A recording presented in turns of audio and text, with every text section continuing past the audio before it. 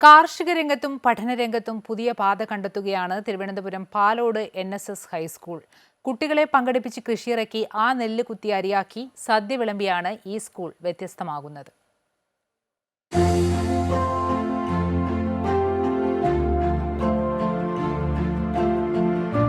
പഠനം ക്ലാസ് മുറിയിൽ ഒതുങ്ങുന്നതല്ലെന്നത് യാഥാർത്ഥ്യമാക്കിയിരിക്കുകയാണ് Thiruvananthapuram Palode NSS high school.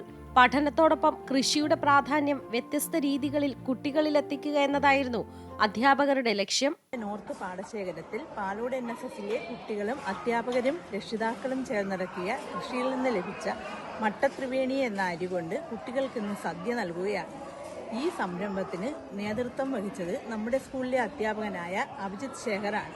അതിന് സകല പിന്തുണയും നൽകി എല്ലാ അധ്യാപകരും കുട്ടികളും PTA അംഗങ്ങളും അദ്ദേഹത്തോടൊപ്പം ഒത്തുചേർന്നപ്പോൾ ഇതൊരു മികച്ച ഉത്സവമാക്കി മാറ്റാൻ നമുക്ക് സാധിച്ചു. പാലോട് പെരിങ്ങമല നോർത്ത് പാടശേഖരത്തിൽ നെൽകൃഷി നടത്തുകയും അതിൽ നിന്ന് ലഭിച്ച നെല്ലുപയോഗിച്ച് കുട്ടികൾക്ക് സദ്യ ഒരുക്കുകയും ചെയ്താണ് ഈ സ്കൂൾ വ്യത്യസ്തമാകുന്നത്.